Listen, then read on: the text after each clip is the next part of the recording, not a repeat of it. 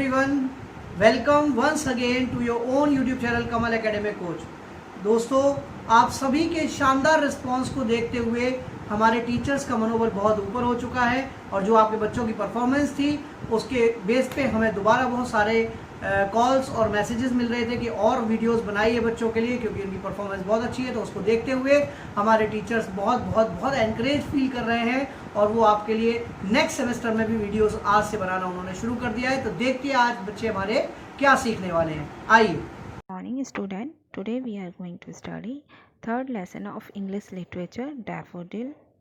The name of this lesson is Galileo and the Light.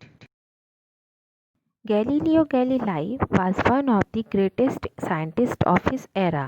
You must have heard of Galileo Galilei, the great Italian mathematician, physicist, inventor, philosopher, and astronomer who not only discovered many details about our solar system but also invented the telescope and the microscope. Galileo Galilei अपने युग के greatest scientist थे। आपने great Italian mathematician means गणितज्ञ, physicist means भौतिकी विज्ञान, inventor means आविष्कारक, philosopher means दार्शनिक और एस्ट्रोनॉमर मीन्स खगोल शास्त्री के बारे में जरूर सुना होगा, जिन्होंने न केवल हमारे सोलर सिस्टम के बारे में कई डिटेल्स का पता लगाया बल्कि टेलीस्कोप मीन्स दूरबीन और माइक्रोस्कोप मीन्स सूक्ष्मदर्शी का भी आविष्कार किया। गैलीलियो जुपिटर के 4 लार्जेस्ट मून्स की डिस्कवरी के लिए भी फेमस थे, जिन्हें अब गैलीलियन मून्स के नाम से जाना जाता है। इसके अलावा उन्होंने सन स्पॉट्स, न्यू स्टार्स की भी खोज की। इवन हमारे मून पर माउंटेन्स और सीज का नाम भी दिया। बट मोस्ट इम्पॉर्टेंटली बात यह है कि गैलीलियो ने कोपरनिकन के आइडिया कि सन सोलर सिस्टम के सेंटर में था और अर्थ सन के चारों ओर घूमती थी का खुलकर सपोर्ट करने वाले फर्स्ट साइंटिस्ट थे। Galileo lived at a time when people believed that the earth was the center of the universe and that everything, the sun, the planets, the distant stars, everything revolved around the earth. No one liked the idea that we were just a teeny part of an infinite universe. That not only did the universe not revolve around us, but nor did the sun or the other planets. Galileo's support for the Copernican theory got him into a lot of trouble, but he was persistent until it was proven to be true. Galileo एक ऐसे समय में रहते थे जब लोग मानते थे कि अर्थ यूनिवर्स के सेंटर में है और वह सब कुछ, the sun, the planets, the distant star, everything revolve around the earth. किसी को भी यह विचार पसंद नहीं आया कि we were just a tiny part of an infinite universe, means हम एक अनंत ब्रह्मांड का एक छोटा सा हिस्सा थे। इससे न केवल यूनिवर्स हमारे चारों ओर घूमता था, बट नॉट डिड द सन और the other planets.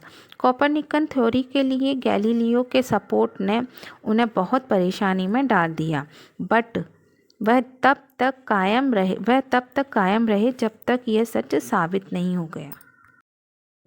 What is not so well known is कि गैलीलियो को स्पीड ऑफ लाइट को मेज़र की कोशिश करने वाले फर्स्ट साइंटिस्ट होने का क्रेडिट दिया जाता है।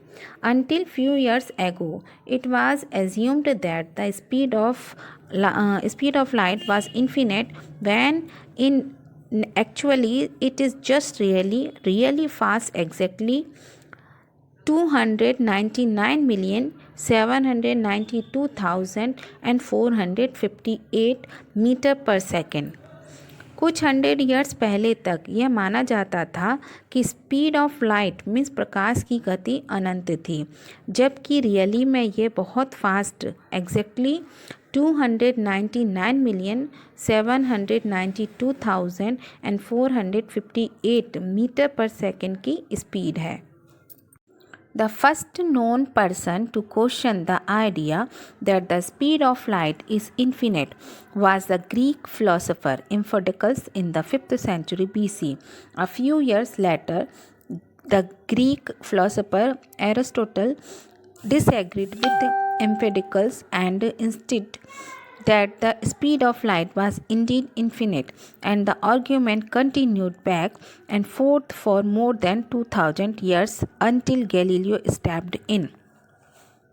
5th सेंचुरी BC में ग्रीक फिलोसोफर एम्फिडिकल्स थे जो कि सबसे प्रसिद्ध नोन पर्सन थे। इस विचार पर सवाल उठाते थे कि प्रकाश की गति अनंत है। कुछ साल बाद ग्रीक फिलोसोफर एरिस्टोटल ने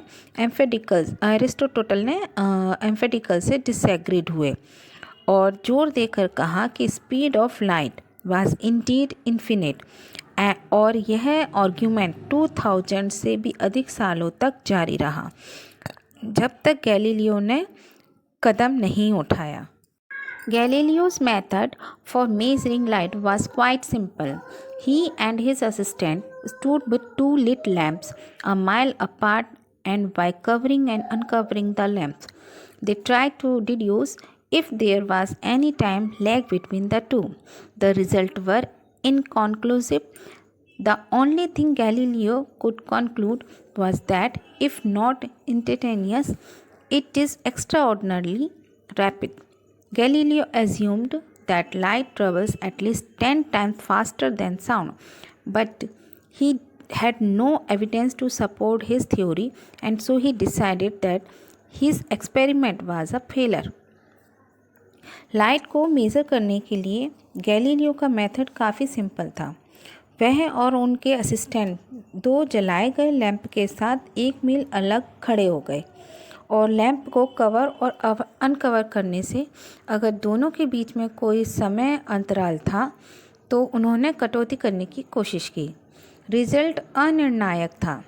गैलीलियो ने केवल यह निष्कर्ष निकाला कि यदि तात्कालिक नहीं है तो यह असाधारण रूप से तेज है।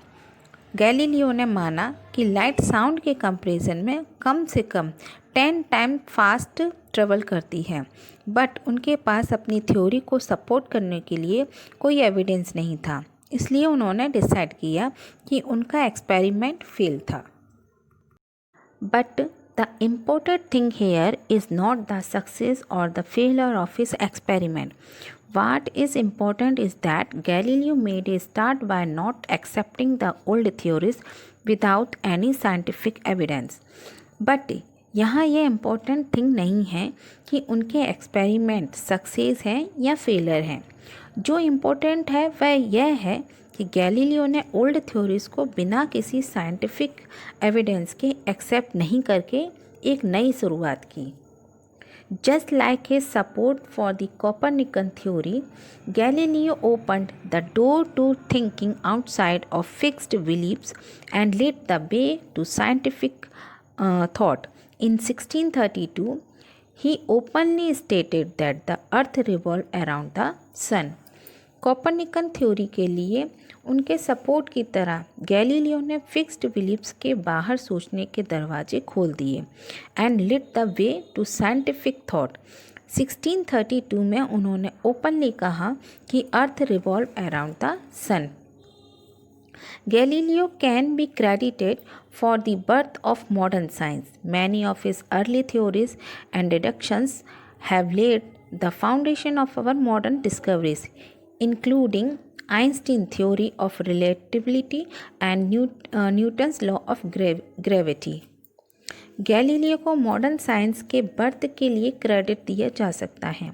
उनके कई अर्ली थ्योरीज और डिडक्शंस मीन्स कटौती ने हमारे मॉडर्न डिस्कवरीज की फाउंडेशन रखी, जिसमें Einstein's theory of relativity and Newton's की ग्रेविटी के नियम शामिल हैं। Before Galileo, scientific thought was muddled with religion and philosophy, and scientists depend on Aristotle's method of philosophical analysis to explain actual physical occurrence. Galileo believed in empirical evidence based on experimentation and calculation. The modern scientific method. He questioned the practice of scientific observations without logical proof or real calculation, and argued that physics should be mathematical science. Galileo से पहले वैज्ञानिक विचार, धर्म और दर्शन के साथ खिलवाड़ किया गया था और साइंटिस्ट वास्तविक फिजिकल घटनाओं को एक्सप्लेन करने के लिए एरिस्टोटल के फिलोसॉफिकल एनालाइज मीन्स दार्शनिक विश्लेषण की पद्धति पर डिपेंड थे। गैलीलियो ने एक्सपेरिमेंटेशन और कैलकुलेशन मॉडर्न साइंटिफिक मेथड के आधार पर अनुभवजन्य एविडेंस में बिलीव किया था। उन्होंने लॉजिकल प्रूफ और रियल कैलकुलेशन के बिना साइंटिफिक ऑब्जर्वेशन की प्रैक्टिस पर क्वेश्चन उठाया और आर्ग्यू दिया कि फिजिक्स या भौतिकी एक मैथमेटिकल साइंस होना चाहिए। Galileo was fearless in the face of the religious persecution and public humiliation and stuck to his scientific beliefs, and it is largely because of him that we can now enjoy the bright age of logic, science and progress. Galileo's religious persecution means धार्मिक उत्पीड़न और public humiliation means सार्वजनिक अपमान के सामने निडर थे और अपनी वैज्ञानिक मान्यताओं पर स्टक मीन्स अड़े रहे, और काफ़ी हद तक यह उन्हीं के कारण है कि हम अब ब्राइट एज का लॉजिक, साइंस और प्रोग्रेस के साथ एंजॉय कर सकते हैं। तो बच्चों, इस स्टोरी से हमें ये शिक्षा मिलती है कि हमें गैलीलियो की तरह फेयरलेस होना चाहिए और अपने किसी भी जो सही बात है उस पर हमेशा स्टक रहना चाहिए। Thank you. Have a nice day.